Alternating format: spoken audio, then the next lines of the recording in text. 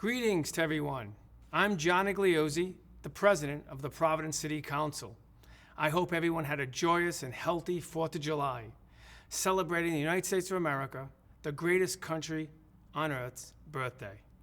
I want to thank you all for tuning in to the City of Providence's July 5th virtual celebration entitled Hope in the Ever-Living Now. Writers respond to Frederick Douglass's 1852 speech, "What to the slave is the 4th of July?" Tonight, a talented group of artists from Langston Hughes Community Poetry will present new works of poetry and creative writings in response to Frederick Douglass's iconic speech, "What to the slave is the 4th of July?" Hopefully, we can all learn from Frederick Douglass's insightful patriotism as he shares his admiration for American ideals and determination to make change and bring freedom and equality to all Americans. I look forward to hearing the interpretations of these wonderful, great artists, and I hope all of you enjoy their work. I also want to give a special thanks to the Department of Arts and Culture and Tourism, the Providence Public Library, and the Langston Hughes Community Poetry Reading Committee for coordinating this wonderful event. To everyone, be well, be safe, and God bless America. Good evening, everybody, and thank you for joining us for this important conversation. As communities across the United States are celebrating Independence Day, we also have to recognize the painful truths of our history, including slavery, segregation, and racial discrimination. This year, we invite you to join us for Hope in the Ever-Living Now, a PVD Fest Ideas program by the City of Providence Arts, Culture, Tourism Department and the Providence Public Library in partnership with the Langston Hughes Community Poetry Reading.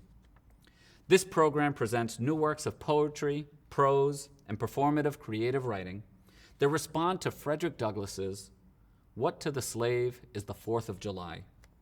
a work that has been performed countless times since it debuted over 169 years ago. This work is often performed in the days following Independence Day, offering a contemplative counterpoint to lively barbecues and fireworks displays. By looking at American history holistically through the lens of Black artists, we gain a greater understanding and appreciation of our past. In the creative capital, we continue to think outside the box, considering new ways to approach history, art, and justice, all three of which converge in these responses to Douglass's timeless work. Thank you for participating in this event, as it aims to expand our consciousness around the specific histories of Black Americans, and it strengthens our community along the way. And now, without further ado, it's my honor to introduce our MC for this evening, the co-director of the Langston Hughes Community Poetry Reading, Miss April Brown. Mr. President, friends, and fellow citizens, the papers and placards say that I am to deliver the 4th of July oration. The fact is, ladies and gentlemen, the distance between this platform and the slave plantation from which I escaped is considerable. And the difficulties to be overcome in getting from the latter to the former are by no means slight. That I am here today is to me a matter of astonishment as well as that of gratitude.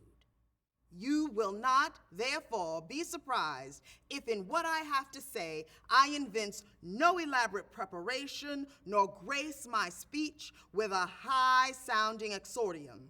With little experience and with a little less learning, I have been able to throw my thoughts hastily and imperfectly together, and trusting to your patient and generous indulgence, I will proceed to lay them before you.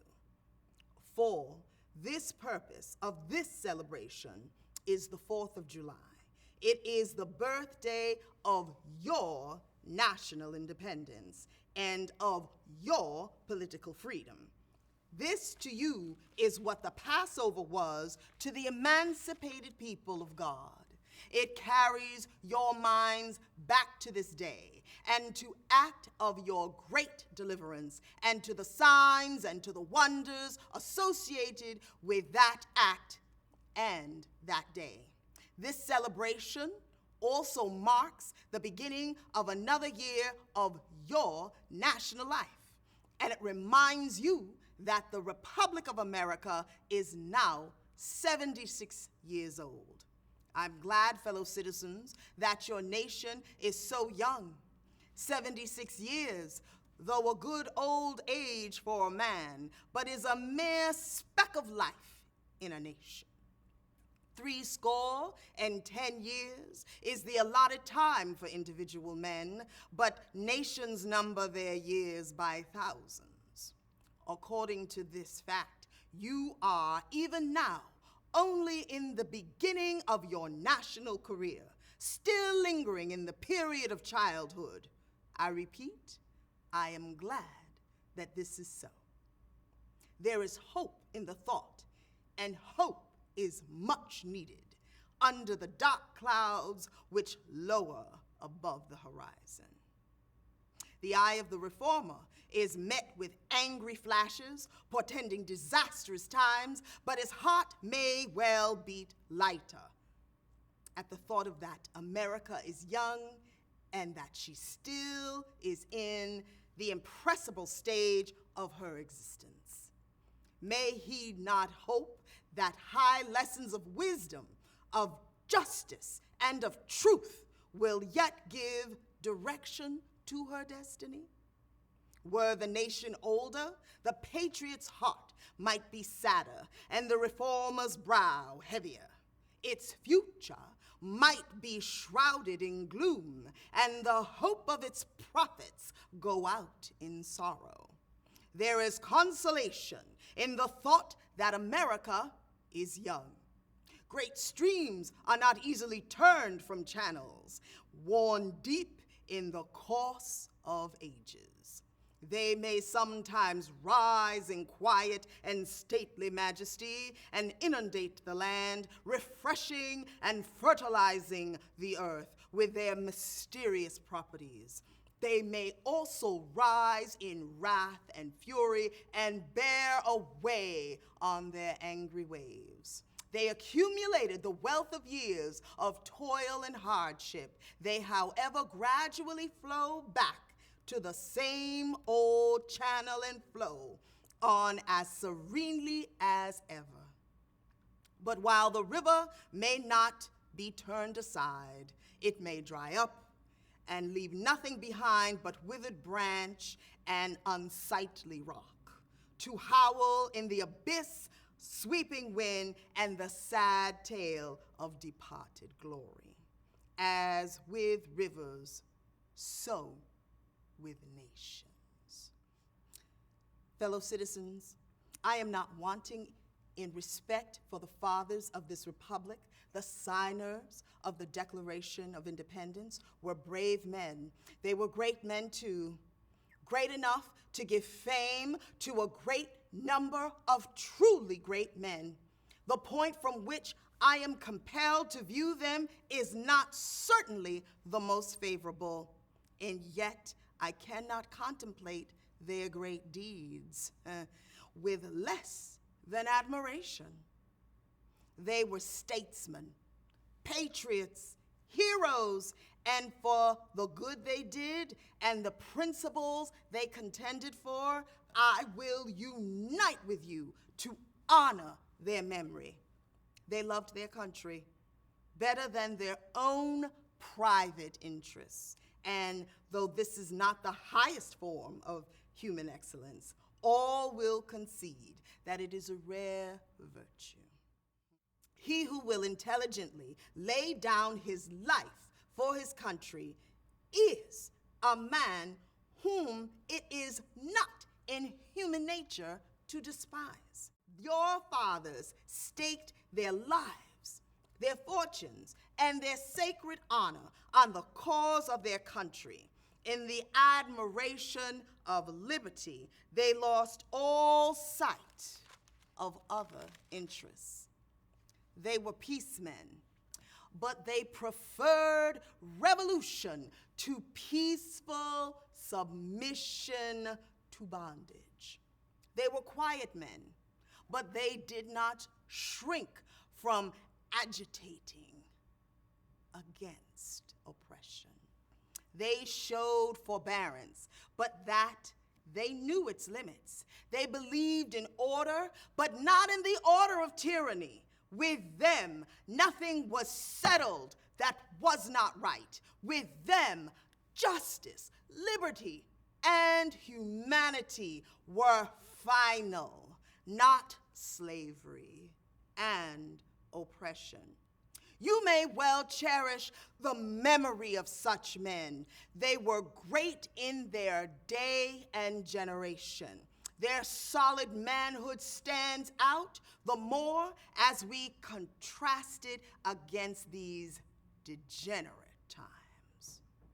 How circumspect, exact, and proportionate were all of their movements. How unlike the politicians of this hour, their statesmen looked beyond the passing moment and stretched away in strength into the distant future.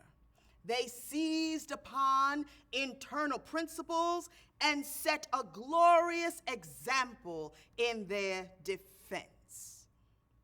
I leave, therefore, the great deeds of your fathers to other gentlemen whose claim to have been regularly descended will be less likely to be disputed than mine. My business, if I have any here today, is to be with the present, the accepted time with God, and his cause is the ever-living now. Your high independence only reveals the immeasurable distance between us. The blessings in which you this day rejoice are not enjoyed in common. The rich inheritance of justice, liberty, prosperity, and independence bequeathed by your fathers is shared by you, not by me. The sunlight that brought life and healing to you has brought stripes and death to me. This 4th of July is yours, not mine. You may rejoice. I must mourn. Fellow citizens, above your national tumultuous joy, I hear the mournful wail of millions whose chains, heavy and grievous on this day, are today rendered more intolerable by the jubilee shouts that reach them. If I do forget, if I do not faithfully remember those bleeding children of sorrow this day, may my right hand forget her cunning, and may my tongue cleave to the roof of my mouth. To forget them, to pass lightly over their wrongs, and to chime in with the popular theme would be treason, most scandalous and shocking, and would make me reproach before God and the world. My subject then, fellow citizens, is American slavery. I shall see this day and its popular characteristics from the slave's point of view, standing there identified with the American bondsman, making his wrongs mine. I do not hesitate to declare with all my soul that the character and the conduct of this nation never look blacker to me than on this 4th of July. Whether we turn to the declarations of the past or the professions of the present, the conduct of this nation seems equally hideous and revolting. America is false to the past, false to the present, and solemnly binds herself being false to the future. standing with God and the crushed, bleeding slave on this occasion, I will, in the name of humanity, which is outraged, in the name of liberty, which is fettered, in the name of the Constitution and the Bible, which are disregarded and trampled upon, dare to call in question and to denounce with all the emphasis I can command everything that serves to perpetuate slavery, the great shame and sin of America. I will not equivocate, I will not excuse, I will use the severest language I can command, and yet not one word shall escape me, that any man whose judgment is not blinded by prejudice or who is not at heart a slaveholder shall not confess to being right and just. What am I to argue? What is it to make wrong? To make men brutes, to rob them of their liberty, to work them without wages, to keep them ignorant of all of their relations to their fellow men, to beat them with sticks, to flay their flesh with a lash, to load their limbs with irons, to hunt them with dogs, to sell them at auction, to sunder their families, to knock out their teeth, to burn their flesh, to starve them into obedience and submission to their masters? Must I argue that a system thus marked with blood and stained with pollution is wrong? No, I will not. I have better employments for my time and strength than such arguments would imply. What, then, remains to be argued? Is it that slavery is not divine? That God did not establish it? That our doctors of divinity are mistaken? There is blasphemy in that thought. That which is inhuman cannot be divine. Who can reason on such a proposition? They that can may. I cannot. The time for such argument is past. What to the American slave is your 4th of July?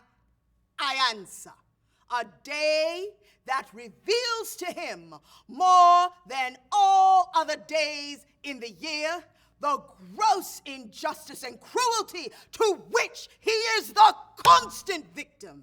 To him, your celebration is a sham, your boasted liberty an unholy license, your national greatness swelling in vanity, your sounds of rejoicing are empty and heartless, your denunciation of tyrants brass-fronted impudence, your shouts of liberty and equality hollow mockery, your prayers and hymns, your sermons and thanksgivings, with all your religious parade and hypocrisy, a thin veil to cover up crimes which would disgrace a nation of savages.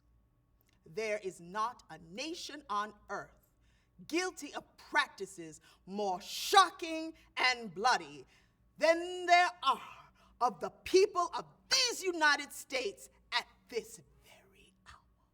Fellow citizens, there is no matter in respect to which the people of the North have allowed themselves to be ruinously imposed upon, as that of the pro-slavery character of the Constitution.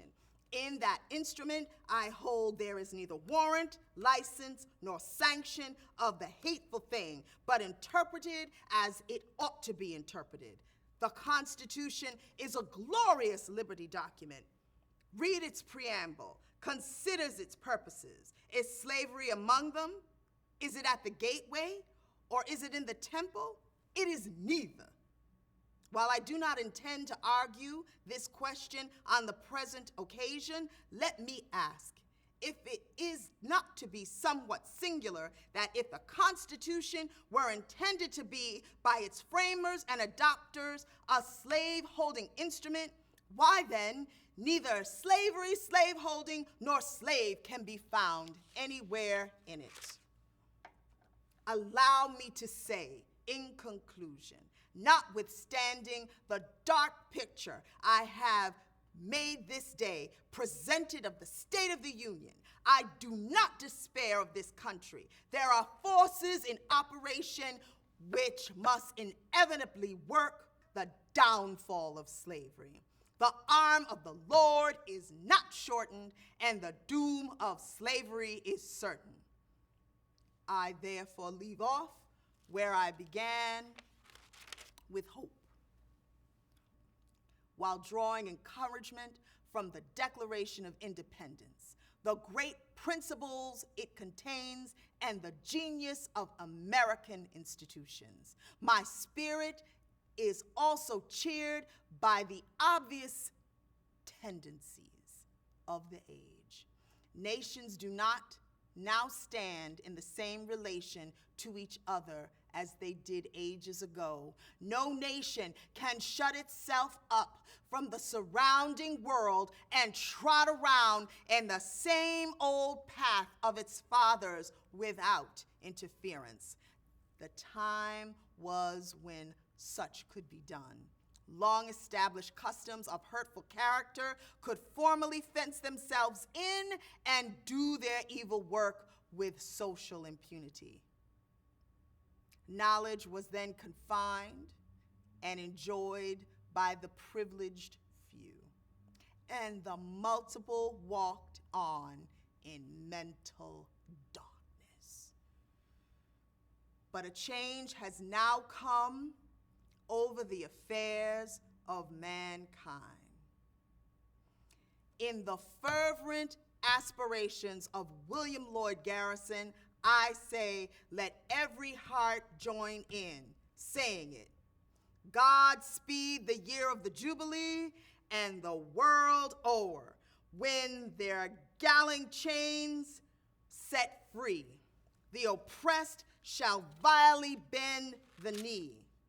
Until that year, day, hour arrive, with the head and heart and hand I'll strive to break the rod and rend the give, the spoiler of his prey deprive, so witness in heaven, and never from my chosen post, whatever the peril or the cost, be driven. Thank you.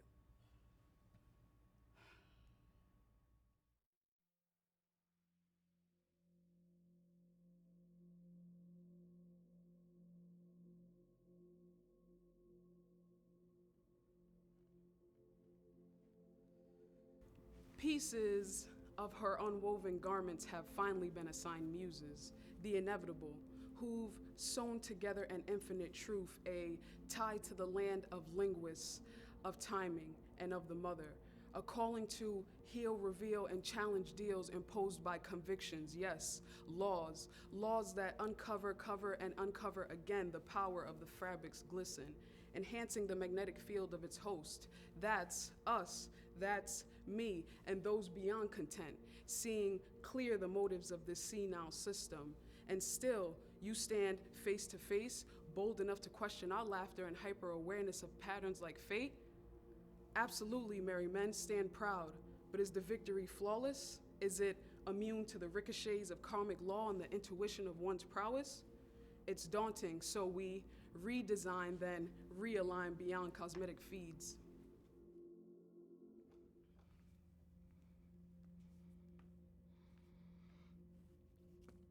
And what to me is the 4th of July? Is it a day in which I should truly take pride? Is it a moment of reverence that ought to be set aside to reflect on the great republic we have so stratified? Are we to say, with this blessed day, that we are ultimately satisfied with the Constitution and the legislation that have heretofore been ratified? Are we all in agreement then that these well-scripted pronouncements that liberty is a human right and it shall not be denied have been thus far successfully applied? What to me is the 4th of July? How can I, in good conscience, say that this day is for me when I have ears to hear and eyes that still yet see? How can I, in all fairness, celebrate this day knowing that even at this late date, your unjust hate is still growing? You say it is an evident truth that all men are born free, and you pontificate so eloquently on your high-minded thoughts of liberty, employ your pen to pious poetry, flowering your filth with filigree, but your preaching lacks the practice, and your words ring hollow and thin. You keep the lion's share of freedom and dole the rest out on a whim. You do not hear our cries of freedom. Whether we whimper or we scream, you offer whites the American life, and for blacks you dangle the American dream, while you sleep peacefully, unwoke, free from the horror of the nightmare and the hell. Your back does not burn hot with thoughts of the 50 shots that got Sean Bell. What act on earth could be more savage or more Barbary than the willful stalking and cold-blooded killing of the young Ahmaud Arbery? How can I not shiver and quake when I think of Emmett Till in Money, Mississippi? Whistling in Dixie can still get you killed. Your neck fastened with wires to an old cotton gin, your body dumped into a river, a grim icon of sin. What to me is the 4th of July? Yes, what to me is this beastly day, this queasy and most uneasy day in this land of the thieves and the home of the knaves, where no refuge could save the hireling and the slave from the terror of flight and the gloom of the grave. What shall I further contain the microaggressions and the rage that I daily force to lay dormant, and today suffer the bitter blade of your most cruel mockery and torment? What to me is this 4th of July? How can I best engage? Shall I, each time we celebrate, be obliged to eat a page from the innumerable amounts of texts that decry the opposite of your brazen charade and fanfare? What should I care for bombs bursting in air when I'm reminded of Tulsa, bombs bursting in our ears? Oh, say, can you see by the dawn's early light what terror was wrought under cover of night, whose broad stripes we bear across our bare back, with liberty for some and injustice for all blacks? What to me is the 4th of July? Is it a day of humbling my honest umbrage that 245 years after suffering, being bought and sold upon the auction blocks and getting our heads busted by a flag like a whip with our red blood encrusted, you still seek to deny my unalienable rights and insist on restricting my suffrage? Am I not rightfully disgusted? Or should I instead put my trust in lackluster politicians with their puffery and their bluffery and their sanctimonious filibusters? And on this grand occasion, each year, should I pledge not to be so very upset when black lives still don't matter, cast aside like a broken and rusted musket? What to me is the 4th of July? Well, I suppose beneath all this unfinished business and our epidemic and rancid racial sickness, despite the systems that render us perpetual victims, I still have hope that you might see your way to finally fix things.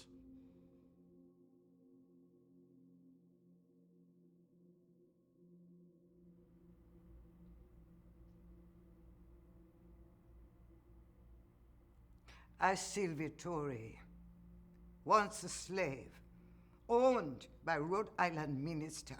And when I be there in Rhode Island, my gods, they give me vision. And I continue to carry out my mission. I'm free, safe, in the home of the ancestor. But my people, they're not free. My people my people suffer. I call to them. Listen to what I offer. You see there, Rhode Island, United States, I'll celebrate the 4th of July. Oh, freedom, democracy, independence. Oh, listen to their joyous cry. Indians, mulattoes, blacks, slaves, helped to win that war, 76. But today, so many whites still against us, up to heartless tricks. 1852, Frederick Douglass is a what to the slave the 4th of July. I say 1852, I say nothing. Today, I say not much more. Oh, listen to the facts on that war. The British, they promised freedom to the southern slave fighting on their side. Oh, fierce warriors, they're fighting hard. The colonist patriots are losing bad. The Rhode Island general pleading, George, that they're bringing our Indians, mulattoes, the blacks, the slaves. We in terrible situation. Owning over 300 slaves. Oh, George, shaking great tribulation. Oh, he not worry about his soul's salvation, just fright. Fright to see fierce, free, gun-toting Negroes running around his Guinea plantation. Yeah, oh, no. But Valley Forge, oh, George almost lost the revolution. Oh, no, poor George. He's never going to be the leader of a nation, no. So, all right, bring in your Indians and mulattoes, your blacks, slaves. Promise them a farm, a pension, freedom. The Indians, mulattoes, the blacks, the slaves, they join the colonist patriots. Colonist patriots, they win the war. Some, them got farms, some got freedom, some got pension. Oh, some got a pension, you go back to be a slave. All the pension go to the master slave to his profit made by the slave. Ah, my people, they suffer in the United States. They're stole from Africa, chain and ship disease, thrown overboard to shark, plantation brutality, family pulled apart, lynching, chain gang, jail for nothing, never voting, the patrollers beating, killing, patrollers beating, patrollers. They're today, they call police. They're still beating, killing our people. The politician, the law still stopping the voting. My people, I call to you, get woke. Fight for freedom. Freedom for all. For when you see on the 4th of July, the stars and the stripes they flying high, and the fireworks they blazing against the black sky, it could have been a British Union Jack, but for the induction of Indians, mulattoes, blacks, the slaves. Ashe, ashe, ashe.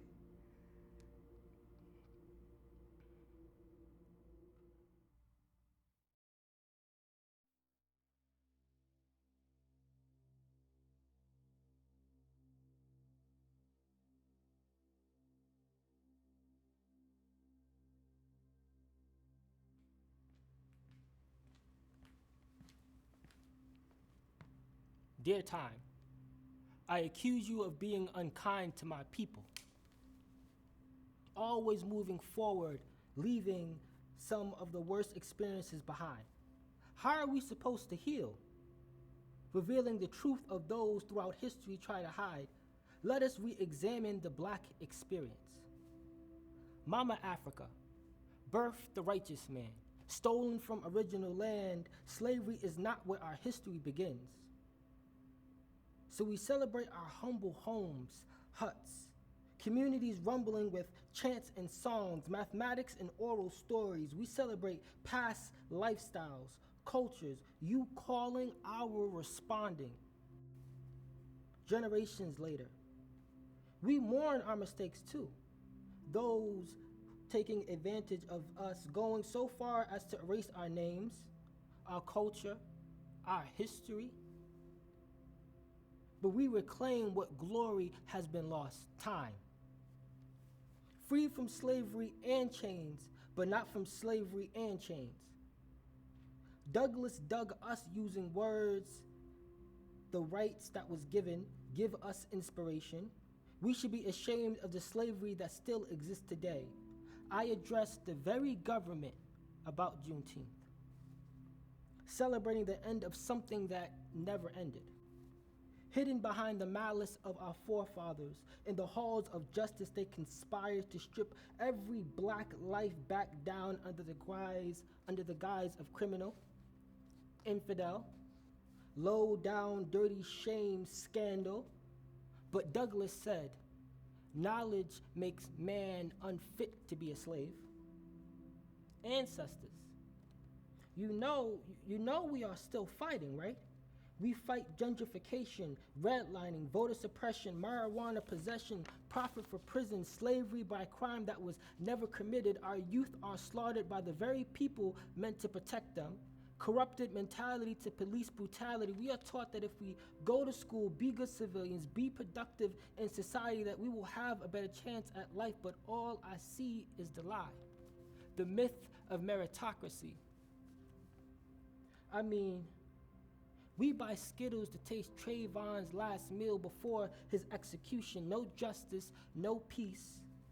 Could you hear us all the way back then responding, your bloodline calling out for freedom the same way we ran towards it?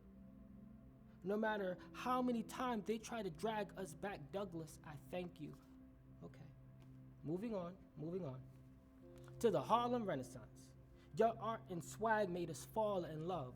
Langston, Hurston, exploding vision, first to make a living and create the standard of the future. Dreams festering as souls grow and stretch across the streams of time. My soul has grown deep like the rivers. We acknowledge your effort today. Langston said, we younger Negro artists who create now intend to express our individual dark-skinned selves without fear or shame. If white people are pleased, we are glad. And if they are not, it doesn't matter. We know we are beautiful and ugly too. Moving on. Black art movement moved us during civil rights as we fought the good fight. Your souls as black as cocoa skin, coffee, darkest night. And ain't nothing wrong with that. I'm black and I'm proud. We demand education. We saw your fear and prayed you safe classroom, Sandy Hook. We prayed you safe home, Gene. We prayed you safe church, Charleston. We demanded revolution. We demanded our voices be heard during a time when all they wanted was for us to be silent. We read about your marching, so we marched. We read about your solidarity and taking a stand against tyranny. The government killed Martin and gave him a day, plastered of what they think of his good name. They killed our leaders, but never the revolution. The revolution will never be televised. We fight for the rights you died for. They parade your face and pick apart your values. Harriet Tubman on a $20 bill while slavery still exists? It's like handing her back over to the slave master. Now they say skin color doesn't matter. Until we line up every martyr and paint a clear picture, stained in shadows casted out by society once used up. Threat if we speak up, threat if we seek reform, chained to the main vein because enough blood done been given. We seek solace in Obama. We see ourselves in Douglas. We see ourselves in Amanda. We read about our struggles in Park. We spoke up like Malcolm. We dream like Langston. We demand freedom like Harriet, marching for a cause. We breathe like live, live, live, Floyd. Okay, moving on. We are more than just stars, more than just the next buck. We are movements. We are our stories. We are poets, griots, changers, makers, and skin shaded on the other side human. We breathe hope like opportunity meant for us. We grind for equal pay and livelihood because we come from a place where they ain't got neither. Come on, time. What does tomorrow hold for us? Orange sunrises on tomorrow like it once did in our past? We claim land and money. But has land or money ever really has an owner, or do we simply borrow it in our existence? Promises of a better tomorrow written on the ballot of some name who can't change the system never meant for us. until we are all equal, not just in idea, but equal in power, wealth, hope, opportunity. United not by nation, but by being human. Human do more than just survive. Unite. Time. I ain't moving on anymore. These scars on my back, I carry them with the words that got us through. Thank you.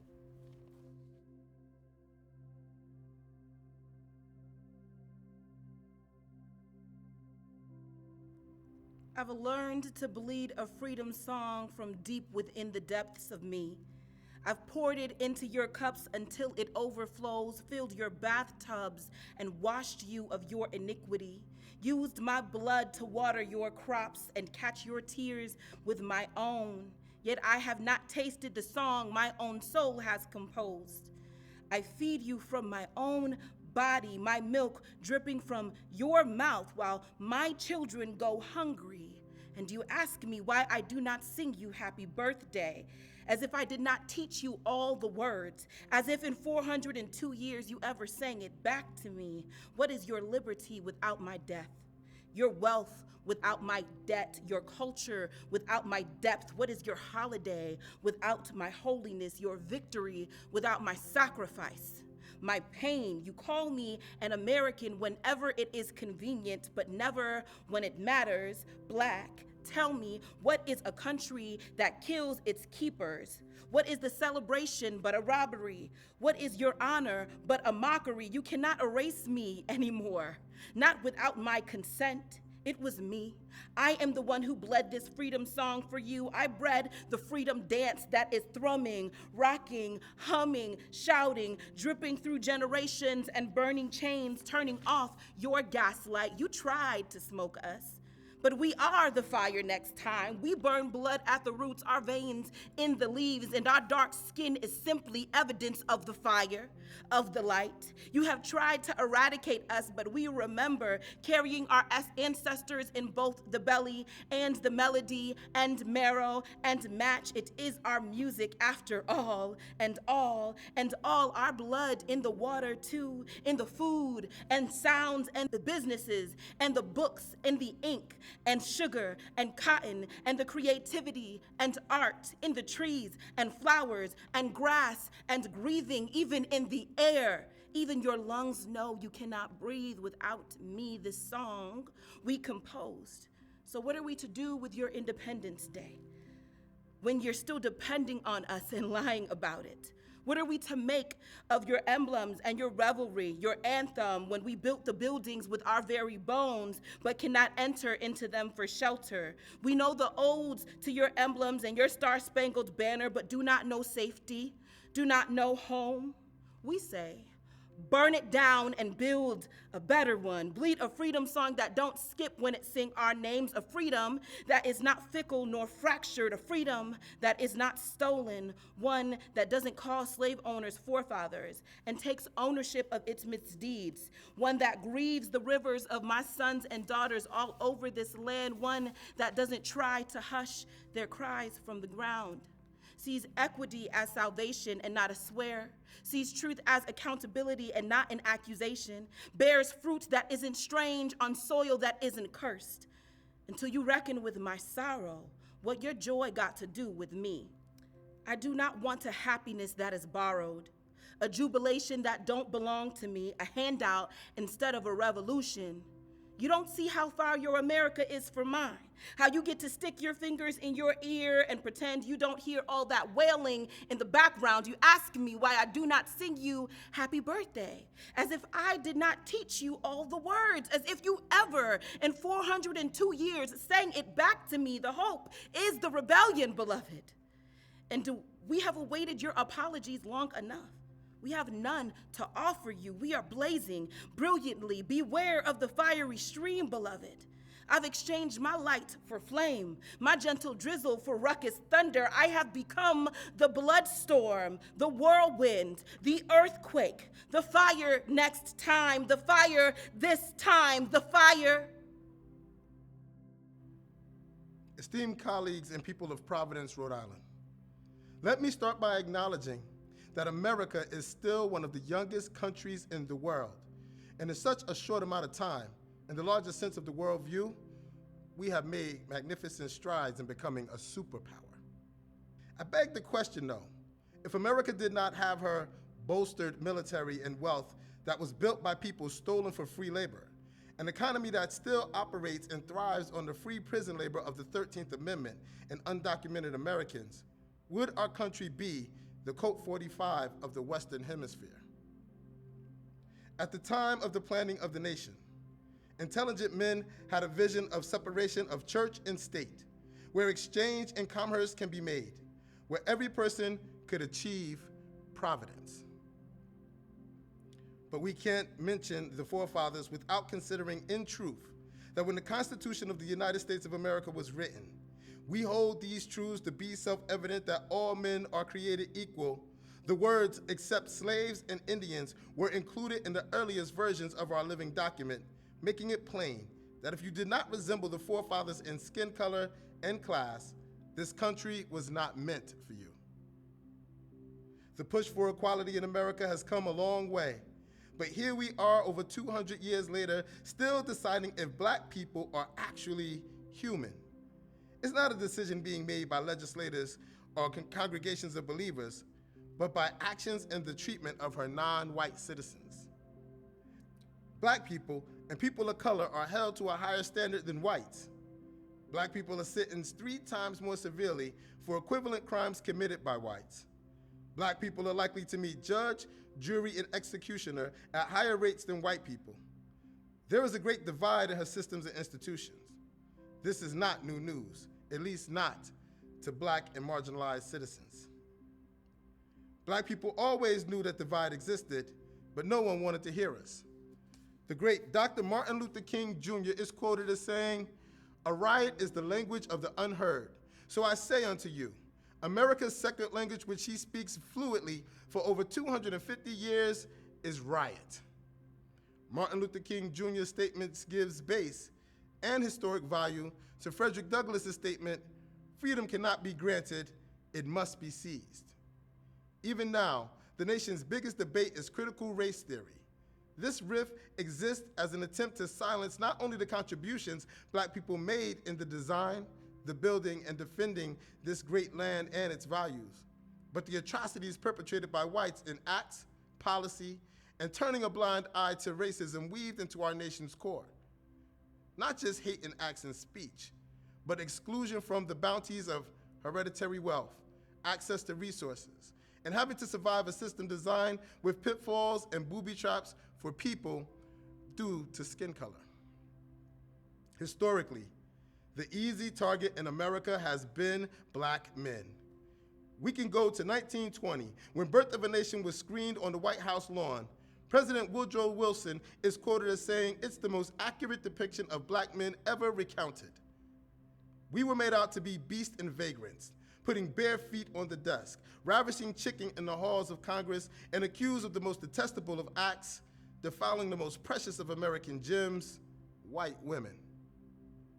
This trope is ingrained in the culture of the country. When it came to electing a black president, as funny as it may sound, comedians joked that in researching Barack Obama, there couldn't be an earring, a pit bull puppy, a photo of him standing on a corner surrounded by other black men, or a child out of wedlock to be found. So what is the 4th of July for me?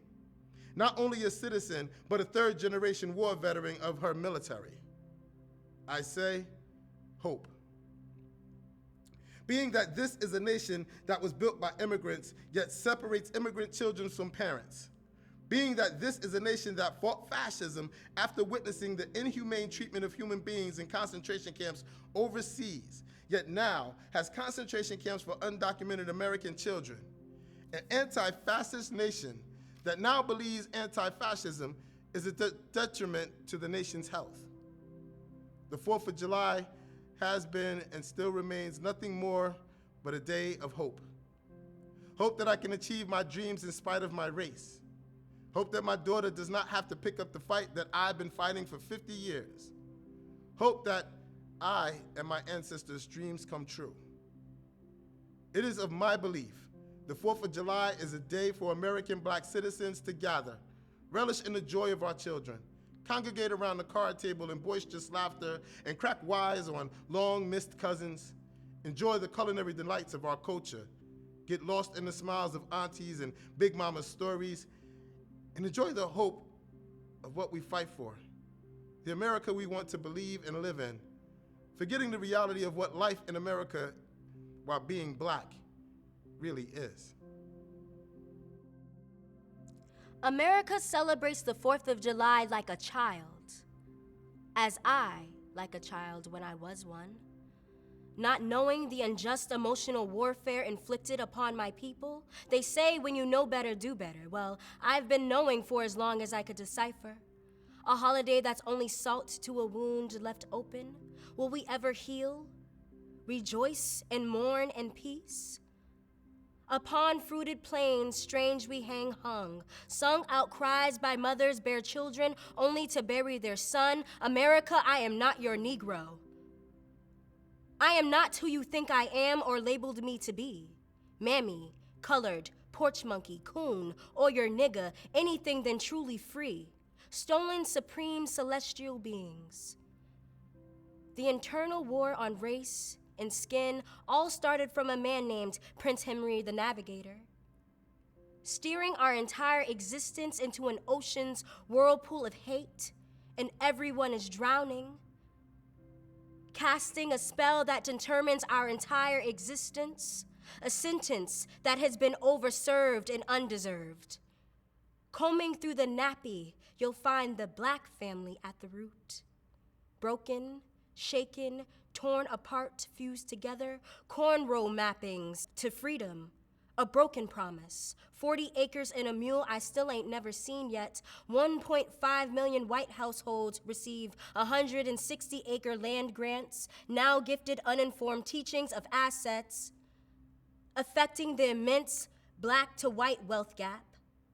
We must eradicate the wealth chasm. We must abolish the wealth chasm. We must rid the wealth chasm. But I have to remind myself I am my ancestors' greatest dream. We, black people, your black friend, your one black family member, the scar that America loves to ignore, the original sin, open and bleeding, the thing, the stain. Recognition, reparations, reciprocity, and respect, where are they? I haven't been able to find it.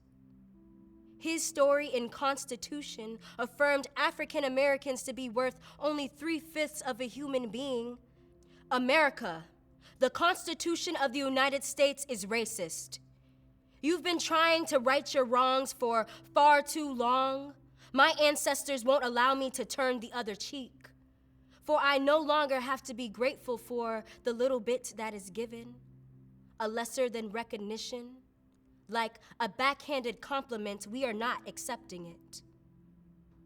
Colorism has seeped its sickness into everywhere. You've even witnessed it in Judaism. America, the home of the brave, the land of the free. I know I will have a child with the color of my skin, so beautiful, brown, copper-toned mahogany.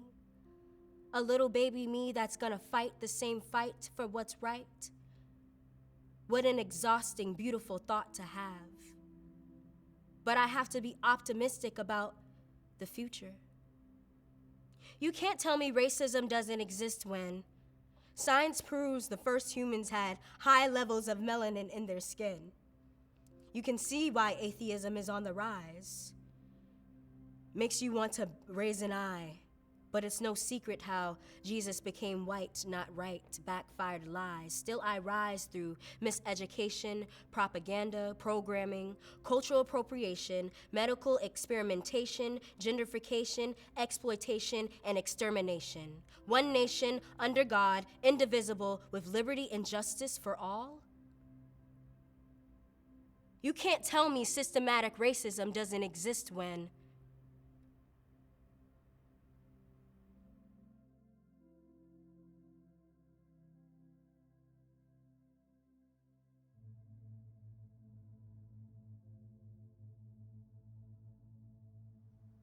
A river runs from its present in one place to its future in another, gradually and meticulously shaping its surroundings along the way. In its constant flow of water and dynamic change, time collapses. Past, present, and future exist simultaneously. Our nation's history functions similarly. Dynamic in its constant flowing and shifting, time coalesces. If we accept this analogy of our nation as past keeper, present shaper, and future builder, it comes with responsibilities. The past and its lessons are a gift. They hold knowledge, wisdom, and complexity. Among the pain, trauma, and shame, they also hold resistance, strength, and perseverance. It is our task to hold these stories, to acknowledge them, to distill their lessons, to apply their wisdom to our own lives, and to pass them on intact and with annotation. As with rivers, so with nations. If, as Douglas suggests, nations number their years in the thousands, America is still in its adolescence. Our place in history marks an age of knowing, of self-reflection, of understanding, of growth, of change, of turmoil, and of imagining and shaping our future. Much like its citizens, America has been shaped by the events of its youth, a youth marked by genocide, oppression, exploitation, and bloodshed, the scars of which endure today.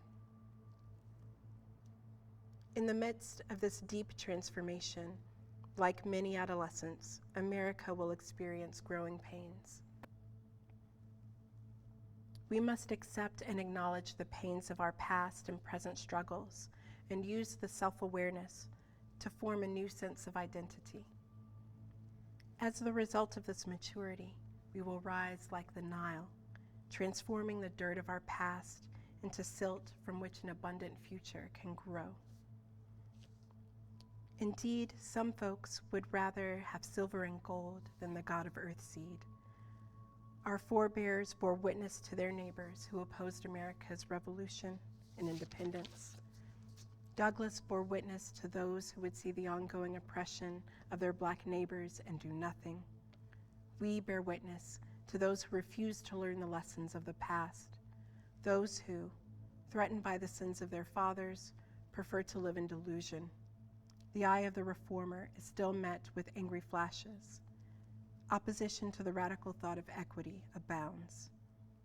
The dismantling of systemic racism and reparations for past wrongs is both an earnest and just pursuit. These ideas, like those of the Revolutionary Fathers, will take root, grow, flourish, and bear fruit despite the intimacy of scrutiny.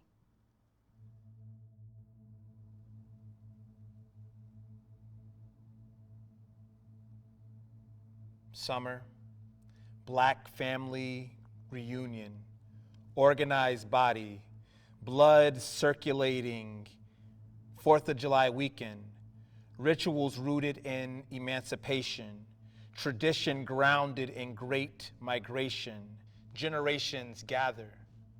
Who gets to come to the barbecue? Teachers, servers, line chefs, gas station managers, personal trainers, subway conductors, beauty salon owners, nursing home entrepreneurs, sanitation chiefs, pastors, naval officers, correctional officers, retired police officers, immigration and customs enforcement agents. Did we forget that cousin? Last I heard, on Juneteenth, their labor was profiting a corporation. Take time to remember that relative, the one who asks ambitious questions. Is this revolution? Was assimilation our ancestors' wildest vision? What is July 4th to a spirit tethered to a body, sold to the cruelest bidder, reduced object at a buyer's auction? Is July 4 declaration of new empire? Another ruler controlling who benefits from sacrifice made in the mire of stolen soil, nurtured fertile island growing on the shell of an enormous turtle. What does Independence Day mean to a creature supporting all generations? What ceremony is meant for our antebellum ancestors on both sides of the whip, assault twisted in our DNA? Who do we honor with our energy? Whose liberation is celebrated with stripes and stars, bars and lashes? Was there some code adopted for survival that was never switched back to authentic? What are works of fire to an ocean gem? Swimming in a sea of fibrous fruit cultivated to feed textile factories? What do bombs bursting in air symbolize to a sky people? Healing invisible wounds with breath, bending smoke and folding rests into our muscles and bones, protected loved ones with our anointing and prayer.